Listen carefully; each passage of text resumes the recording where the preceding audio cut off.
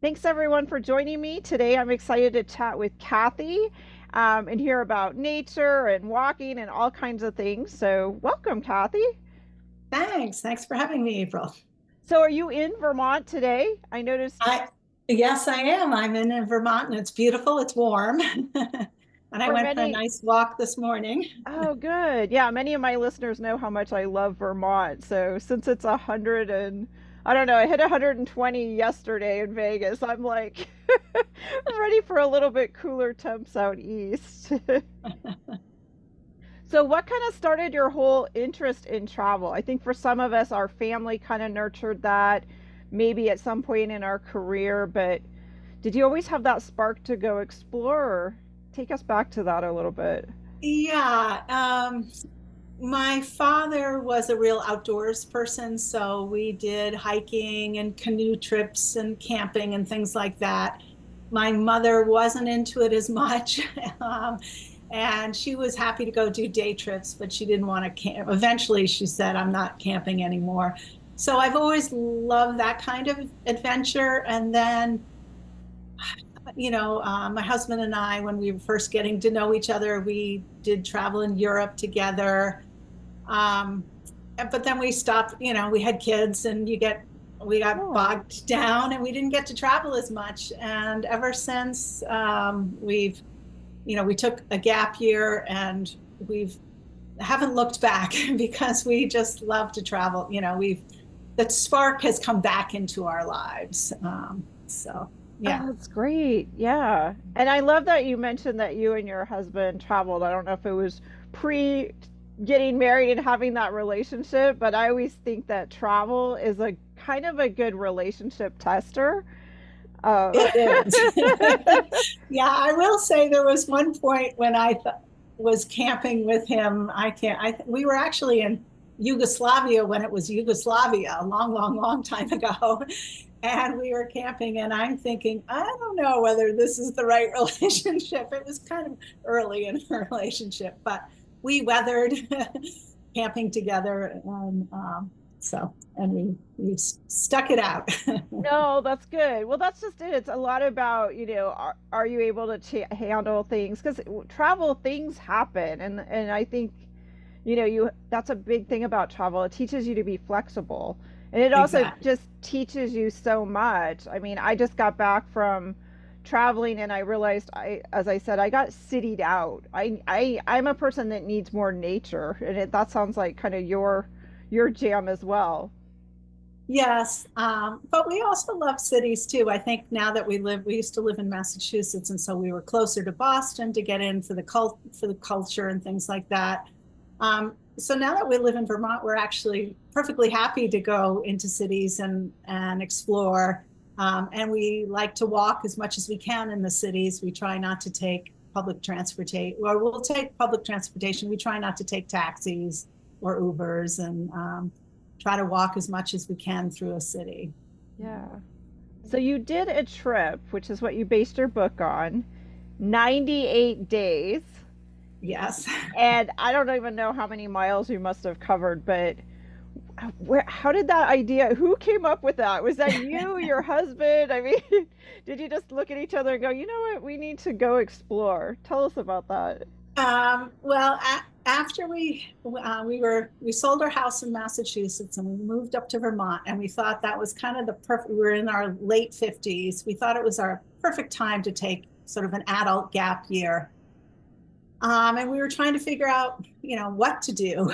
And Yeah. um, Jim is very outdoorsy. I mean, he would have hiked through the Himalayas, or he would have gone, and I'm not quite that. I'm outdoorsy, but I don't want to, I'm not that tough. So, Right. um, so we had to come to a compromise of what would work for us. But I do like adventure, and we kept asking people, what's the best adventure you've ever done? And we happened to run into a Frenchman who had traveled for business and for pleasure. And he said, "Oh, you have to do the Grande Randonnée 5." And that, I'd never heard of it. And the shortened version is the GR5, Grande Randonnée.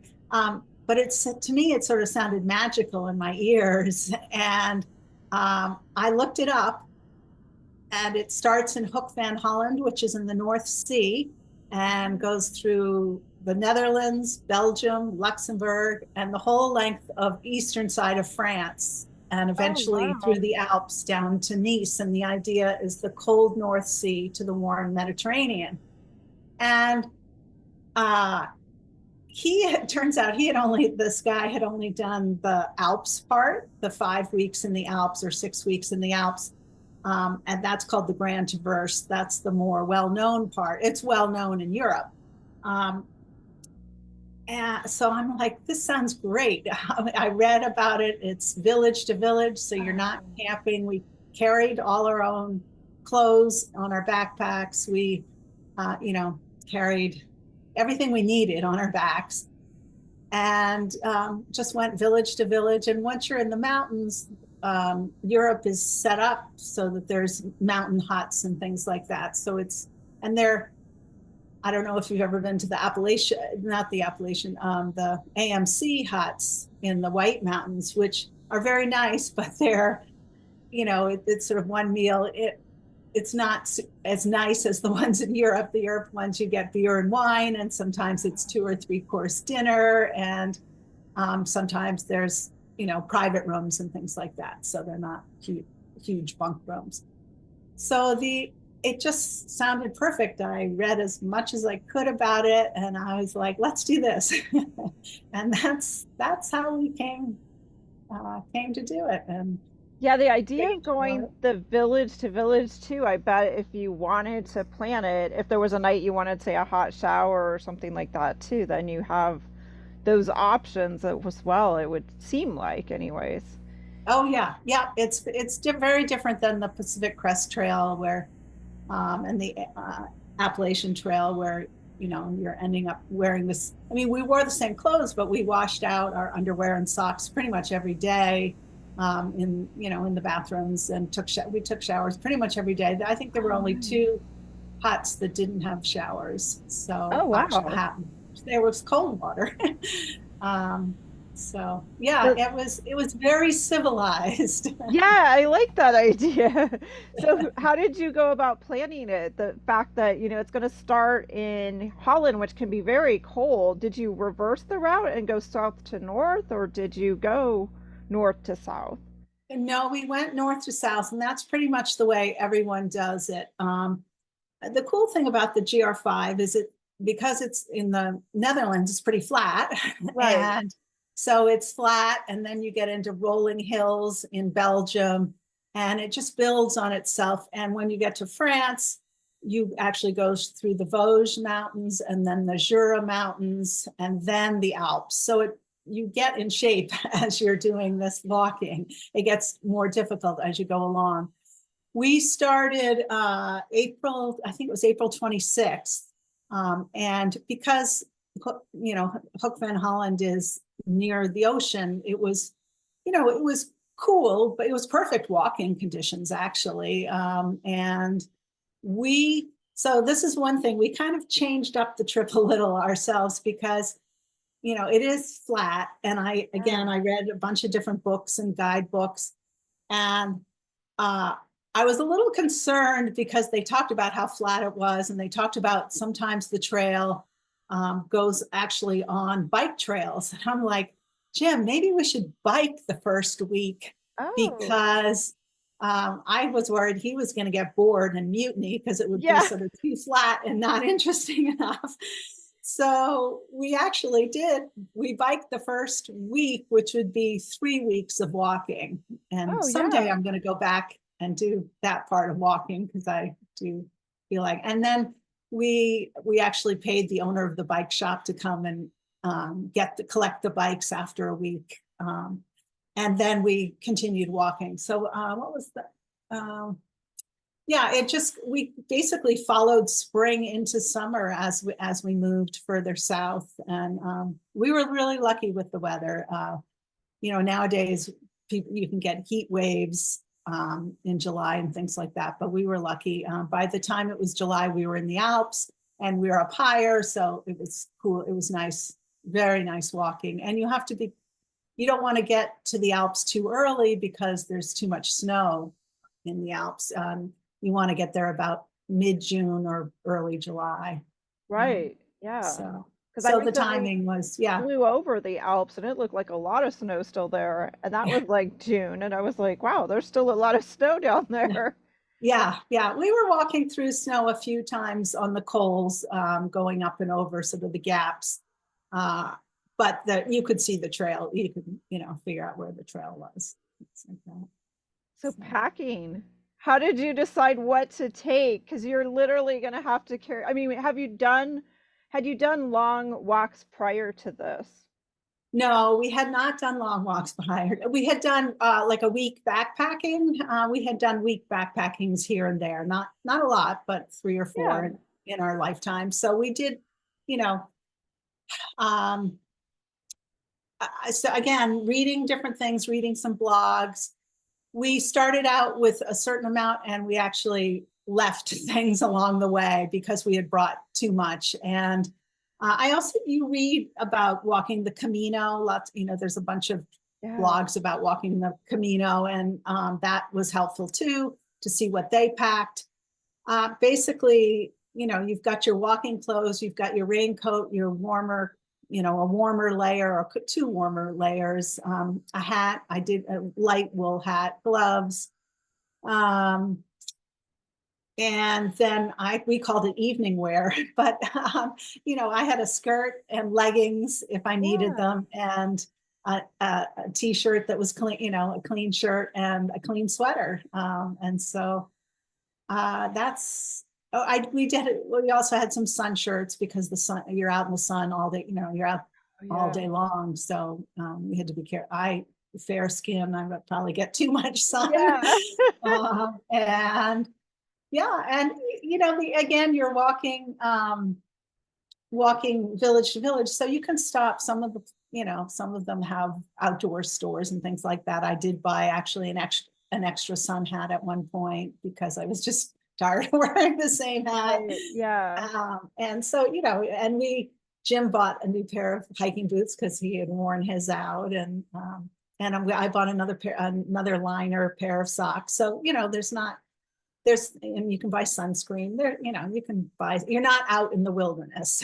Right. So Yeah, that's what I think I like, the idea that you are going village to village. So should you need something or need to find something, it's not like you're completely in the woods for miles and miles. miles, yeah, And yeah, you're not carrying camping gear, which lightens the load. yeah, yeah. We pretty much picnicked every day for lunch. We'd buy cheese and bread and carrots and apples and chocolate, and that was, pretty much we had the same lunch every day. But because there's such amazing cheeses, that we were walking through those areas that have, just amazing local cheeses, we really had delicious cheeses, delicious bread every day. Once in a while, once in a while you go through a town during lunch, we'd have lunch in a town, but not very often. And then most places serve breakfast as part of, Oh, wow. bed and breakfast, or the hotels serve breakfast. And then dinners, many of the hotels also serve dinners. It's kind of cool that there's, in these small European towns, family run hotels and auberges and gîtes, um, uh, you know, good food. Sometimes it was sort of family style, so it was everybody was eating the same thing. Sometimes it's a small restaurant associated with the hotel, and you got to try all the different local cuisine. It was, Yeah. some was delicious and some was Well, perfectly fine. yeah, exactly. Yeah, It's yeah. gonna If we were vary. hungry, we would have eaten anything pretty Right. much. So did you tell your kids, hey, we're leaving and we're gonna go hike this for 3 months? Yeah, we did. And I was actually kind of hoping they were going to come join us at out in the Alps for like a week. But our daughter had just finished nursing school and she actually got a job right away. So she Oh, couldn't, which is great. And our son had to work too. So we were lucky. It was the right time, sort of before our parents had gotten too old and our kids were done college and had jobs. So again, it was the perfect time to leave for 3 months, and we felt comfortable. And nowadays, with technology, FaceTiming, and Oh yeah. you can stay connected. We would stay connected with them and what was going on. And but we did turn off our phones, like we used GPS on our phone, but we turned off, like we weren't Oh connected while yeah. we were walking. Right. The only I would use my phone to take photographs and then to see where we were and things like that. And we had the guidebooks on our phones too, if we had to Oh, double check things and stuff like that. But yeah, that's smart. um, And we you're were unconnected in the and they weren't daytime. worried about you, right? They didn't say, "Why are you doing this?" Like, are you guys crazy? What happened?" No, they weren't too worried about us. No, I that's know. good. Yeah, yeah, yeah. Because in the past, I mean, you're right. Now that we have internet, I think a little bit of that fear of, hey, where are they going? They're going to just disappear off the face of the earth, and I'm going to need them has disappeared. We're such a phone call away now. So Yeah, yeah, it's pretty easy to stay connected. And yeah, I don't know. I think we raised our kids to be pretty independent, which is good and bad because they don't always live close to us. But and so they know that we're going to be independent too. So. did you meet other travelers then as you were walking this? Yes, we met lots. So the French love to walk and the Dutch love to walk. We met lots of Dutch walkers, French walkers, not too many Americans. And people were actually pretty amazed that we were when they said we were Americans. A lot of them had never seen Americans walking the GR5. And some people thought we were Dutch or Scandinavian. And Right, right. so yeah, that was wonderful. I will say, I think both of our biggest regret is neither of us can speak French very well. I have dyslexia, and French is a very hard language, and I learned enough to get by, to order food and say hello and be polite, but I couldn't have deep conversations. And Jim can speak Spanish, and he could do a little bit of getting into a conversation, but not a deep conversation either. And that's I think our biggest regret is that we couldn't always follow all the conversations at dinner. But again, people were so sometimes, there was a young couple and they both spoke English and they would translate for us Oh, nice. what people were saying. And the Dutch, most of the Dutch speak English, because Dutch is such a hard language to learn. So people were very friendly, and we never, I don't know. I feel like I learned also, Jim and I were respectful too. I don't think we were, sort of loud, obnoxious travelers. And having Right. a backpack on your back, people, that we ran into were friendly, and that we were walking, they were, excited. So it was, Yeah, that's always good. But you're right yeah, about the language. It's something that I wish too. It wasn't part, like it wasn't required when I went through my college degree program to have a foreign language. And in high school, I never took a foreign language. So even to have, like you, it's like I go to a country and I want to learn a few words so I can ask for things and try to show people that, that respect and that curiosity. But beyond that, then there are still people that they didn't learn English, the younger ones, yes, but yeah, the yeah, ones my kind of in my age group or my father's age group, because I travel often with him, it's like, we're kind of stuck then, you're smiling and trying to I don't know. yeah, There's yeah. that frustration. Yeah, I will say Google Translate we've been using that more and more. So you can talk right in to it and it'll translate it. It doesn't always translate it exactly, but that's very helpful. And I feel like sometimes I can understand more than I can spit out too. Right, I right. can understand what people are saying just through hand gestures and things like that, but I can't always answer back. So what were a couple of the highlights that you would share of the places that, I mean, because you've traveled so many, I love how the journey starts out, fairly easy, kind of, and then you're working up to the mountains, but just to see all those different types of landscapes and Um, yeah. I think what's also pretty cool is when you think about Europe, the villages are densely populated. And so it's very quick. It's really neat. So you're, walking down the cobblestones, and it's very quick that you come to the edge of a village. And that's also what we kind of noticed. The edges of the villages is where the recycling centers are, and sometimes the cemeteries. It was just interesting to notice. And then you start walking many times, up a hill, into starting to get into the mountains, especially in the Vosges and the Jura. And then you're, walking through forests and meadows. And so you're walking through nature most of the day. And then you come, and then sometimes you're going up and down a few ridges, and then you're back down into another village.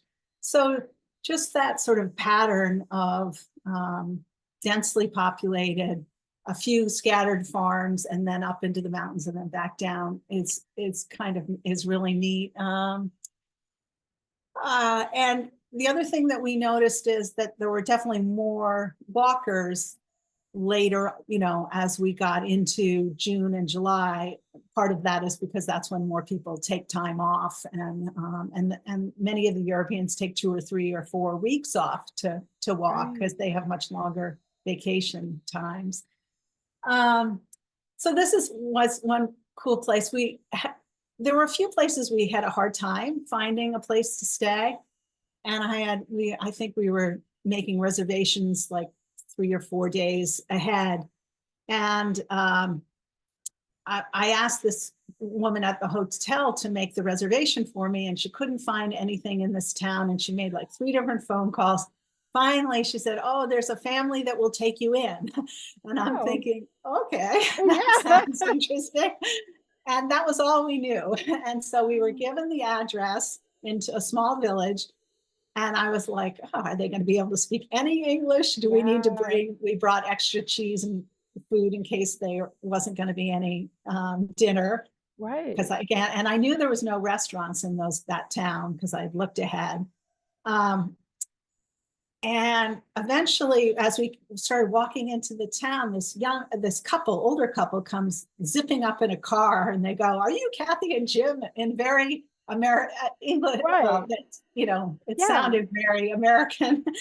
And we're like, "Yes." And they're like, "Oh, well, we were worried about you here. You got 2 more blocks and you're to our house. And Oh so my goodness. we are taking you in." And it turns out that they used to run the Auberge, which is like a small hotel in the town. And they don't do that anymore. But if there's overflow, they'll take people in. So they had us in to their house, and it was a really cool house. And it was hard to tell. They were full of energy, but they had children and grandchildren. They may have been late 70s or 80s. Oh my goodness. and, Wow. and they cooked us this amazing dinner, and we started talking. And it turns out that they had lived, I'm like, your English is so good, that they had lived in Acton, Massachusetts, which was like 2 towns over from where we had lived in Right. the 1970s. So they were a really interesting couple. And it was sort of serendipitous that we Yes. ran into them. And Right. so, yeah, small That's like things like that were very magical. that is magical because that apprehension of like, okay, well, at least we have a place to stay, but we have no idea who these people are. We don't know what kind of home they have or what Yeah. it's going to be like, but we're just going to go with the flow. And then it turns out like that. I mean, how amazing. Yeah. Yeah. And I will also say that what Jim and I learned is that to just trust the travel, trust that things will fall into place. And we did always make reservations ahead of time, because I didn't want to walk into town at 3 in the afternoon and have to start looking then. Right. And it is so much easier again with technology too. Um, but I also know that if something, like, there was also one time when it turns out that I thought the place we had planned to stay was in town, but it turns out it was another 7 kilometers out on the edge, way outside of town. And we ended up finding another place to stay. And, again, it all worked out. And yeah, you just trust it will all work out. You're probably not going to be sleeping, on the doorstep of the bar or the Right. church. Yeah, exactly. That's true. Yeah, I love that. So talk Yeah. a little bit about the writing. Have you always had an interest in writing? Did you go into the journey with the idea of possibly turning it into a book? Talk a little bit about that. Yeah, so I did not know I was going to write the book when we started. I had kept a journal just because I do like to write journals, but it was about a paragraph, I Yeah. get, and Jim kept a travel journal too. And his is more like we stayed here and we went from here to here and this many kilometers. This is much more detailed and exact. And mine is like, oh, I'm so tired. My feet are killing me, Right, exactly. emotions, Right. emotions and things like that. And but when I came home, I was like, people need to know about this GR5, that there's this amazing, the trip just was so magical and flowed. And I just had this burning desire in me to write it. And I had written for my business, I had written blogs and things like that, but I had never written a book before. But again, I had this strong desire. And so I started writing some of the stories that I've shared with you and start a Yeah. whole bunch of other stories. And then um, I took some memoir classes and learned, and then we hit COVID. So I took even more writing classes. And I also have a friend who's a very good editor, and she's like, this is good. You can make something of this, Oh, and I nice. do like studying how stories are put together and things like that. So it was a lot of hard work, and I have dyslexia, so which has pluses and minuses. Like, my spelling is still atrocious. Um, and I never thought of myself as a writer. But what I think a dyslexic brain is actually pretty good at seeing a story altogether and understanding how the chapters should go and the arc of a story. And I can learn pretty quickly about what makes, and I can read other memoirs and find out Oh, what makes a yeah. good memoir and things like that. So I'm pretty proud of it, and Oh, you it should ended be up getting completely. published by She Writes Press, which is a hybrid publisher, and Book Warner is the publisher, and she um, really feels like it's important for more women's stories to get out into the world, and so that's why she started She Writes Press. Oh, I love that. That's great. Yeah, Because I think yeah, that too, that so many people have great stories. And I think women tend to be a little bit more, raising children or being teachers or, I don't know, just our nature tends to lend itself to telling stories. When we're having coffee with our friends, often we're basically telling a story. We start with like, this happened, and then we have that moment where, oh no, what's gonna, now what? And so just that whole arc, like you said, of taking people through emotions and all of that. And just like you said, just your own notes of how we see the world, is often it was raining and I felt awful and it wasn't so fun today kind of thing.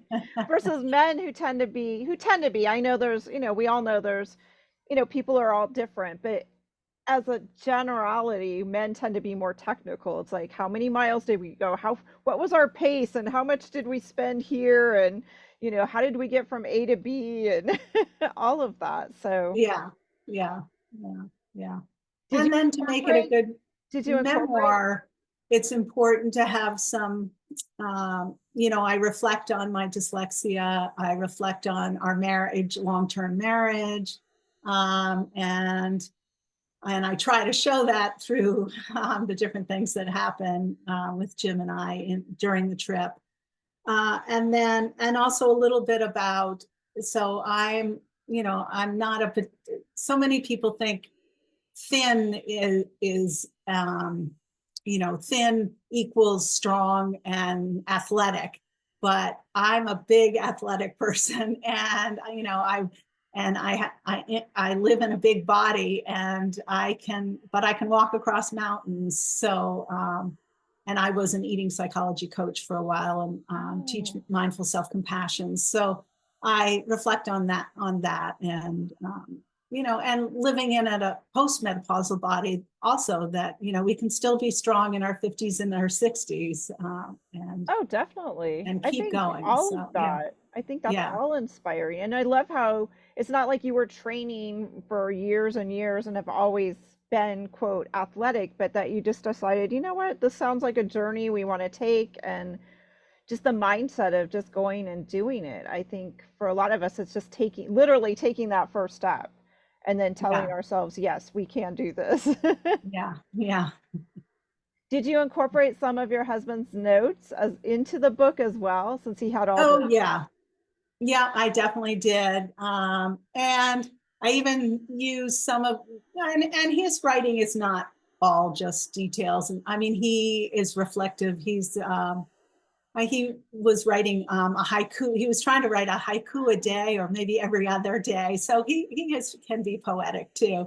And I used definitely some of his writing, some of his sentences. I turn them into dialogue and things like that, for because it's not always, it's, you know, writing memoir, you don't remember exactly what a certain person said, but I, by having his journal, it did help me speak, you know, write his voice too.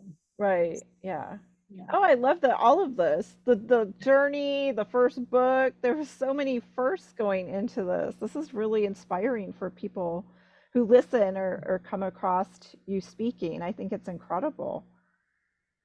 Yeah, yeah, no, it's been an amazing learning process too. Besides just the writing and then the publishing and then the market, learning to market a book, and getting up and, you know, the speaking. I've really enjoyed speaking at libraries and bookstores, and you know, a whole bunch of different lecture places and stuff like that. So Besides yeah. taking the memoir writing classes, were there some online that you would recommend to those who might be thinking of, again, you know, people have parents that they're trying to collect their story. So there's a lot of people that are probably interested in that whole memoir. Yeah, so Brooke Warner, again, my publisher, she also teaches memoir writing. Oh, Um, nice. so I think if you Google Brooke Warner, it comes up. And she teaches usually one in the spring and one in the fall.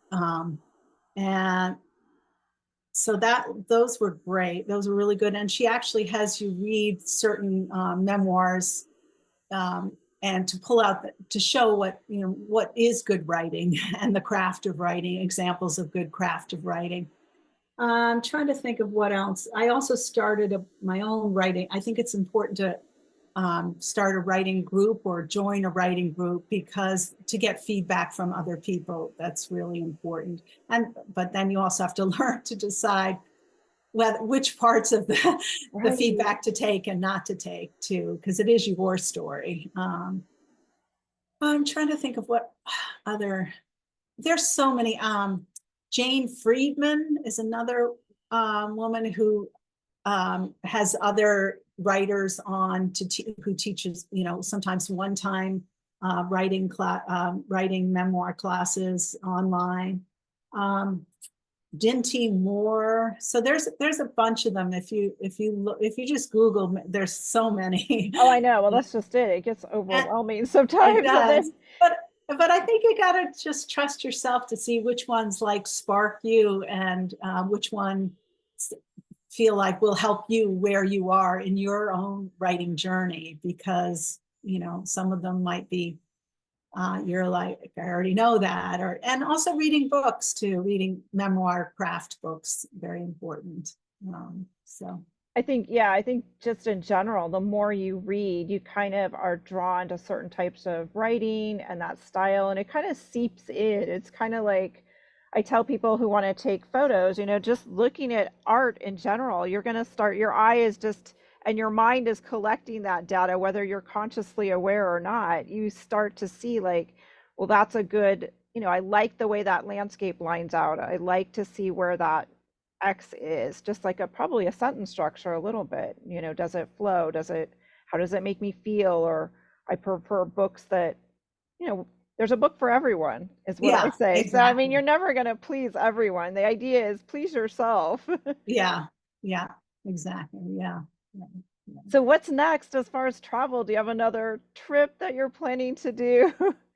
Um, there's another walk that we want to do. I'm not sure, we're not going to get to it this year.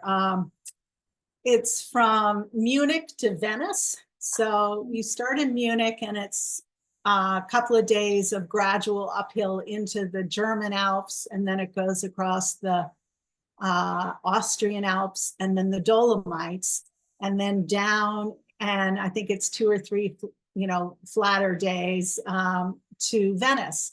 I think it's 30 days of walking, and it sounds amazing to me. So I'm hoping it's a harder one too. It would be like, I definitely have to get in shape because you really only have 2 days of flat, and then you really are up in the mountains. So definitely have to really train for it. And it has to be done in the summer. We just had a grandchild, which is very exciting. Yeah, So congratulations. I don't want to leave this summer, but maybe next summer. Yeah, no, exactly. They grow up so fast. You want to be present for Yeah, all exactly. the little changes. Oh, that's Yeah, exciting. Oh, how yeah, wonderful. yeah, And I love the fact that I was just going to say too, 98 days of being with one person, you know, 24 hours yeah. and pre-COVID at that. I mean, that was, in the pre-COVID, people just didn't spend that many. I think that's why we saw during COVID so many relationships didn't, were kind of make or break. They just hadn't spent quality time together. Everybody just kind of had been going their own way, and then COVID forced us to kind of, is this person for the long term? And it's, Yeah, a lot of women, it's perfectly fine that they have someone for different stages of their life, but finding someone like you that's had a long marriage, that's a true that's a true relationship. I mean, that's amazing. yeah, and it's finding boundaries. I mean, Jim and I found that in the morning times we actually didn't walk like right next to each other. We walked. One of us would be up ahead doing more of the route finding, paying attention to the way markers, and the other person could be just sort of in the back, totally, in their head or just enjoying nature and not paying much attention. And then in the afternoons, we tended to walk closer together and chat more. So in the mornings, we just sort of fell into this pattern of having our own time, and then in the afternoons, more together, but not always too. Sometimes it was, because you are again all together all the time, and you sit down to a longer European meal. Sometimes they're 2-hour meals, and Oh, and yeah. you've got that person to talk to. What did you see today? So, and I do think this walking helped us actually manage COVID, because we could say, look, this is my space and my time. You go over there, and we could set up our boundaries and things like that. So that, yeah, that was helpful. No, I love that. I love that, that setting, if you're traveling with any travel partner, whether it's a friend you don't know very well or older parents or your adult children, it's just establishing what works for each person because we all are Yes. unique. And it doesn't mean you have to spend every day hand in hand, it's not, it doesn't have to be that romantic movie script of every minute, every day. It's okay. Let people do their thing for a little while and find time. And even while walking, I love how you incorporated that. Yeah, yeah. It was important to both of us to have our own time. Yeah, Yeah, yeah, exactly. So, yeah. any other writing projects? No, I'm trying to figure out what's next for writing. For me, I'm not very good at super multitasking. I've still been focusing on um, doing book talks and podcasts and things like that. I haven't, I don't know, I haven't had the headspace to write. I've been Oh, writing blogs and things like that, but I'm not sure what's next. I don't no, know. We'll see. That's beautiful. I mean, a lot of artists are like that, or any of us. It's like you said, you were just compelled to write this book and it happened. And the next one may be the same thing. You'll go on a journey and you'll be compelled to write another one, or maybe not. Maybe you'll do something different with it. Yeah, yeah, exactly. I don't really know. We'll see. Love that. So, Kathy, where can people find you, your website, the book, if they have a podcast that they'd like to have you on as well? Yeah, my website is Kathy with a K, kathyelkind.com.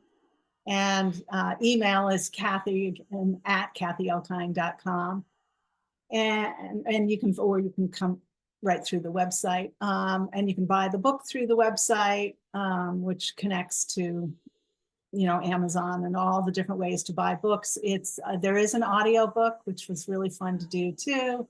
And an ebook. So, nowadays people get their books in so many different I ways, but know. pretty much wherever you can buy books, you can buy my book. And I do like to support local bookstores too. Your local bookstore, if they don't have it, they can order it. I like that too. Do you have some signings coming up in your area or? Yeah, I do. At the end of July, I will be at it's called Brookfield, Vermont. It's a very small town, but they have a pretty lively summer programs. And Oh, actually, nice. both Jim and I will be speaking and showing slides in Brookfield, Vermont. I think it's July 30th. It's a And then beautiful July town. 31st, we'll be in South Hero, which is up on Lake Champlain. I'll be doing a talk and a book signing up there. Um, and then I have some more in October down in Massachusetts and things like that. So you can see them on my website too. Yeah, I'll have to check out what you've got in October when I head out to New England. I always head out that way to capture the fall foliage. So Oh, maybe I'll great. have to work in bringing my little group to hear you and get a book signing. So I'll check it Oh, out. yeah. That would be great. I'd love it. Yeah. So thank you so much, Kathy. I hope everyone enjoyed this episode and check out Kathy's book, which is To Walk It is to See It, which she's got right there on the back shelf. I've got So in the back, and here's a bigger copy. I love it. Thank you so much, Kathy. Thank you so much.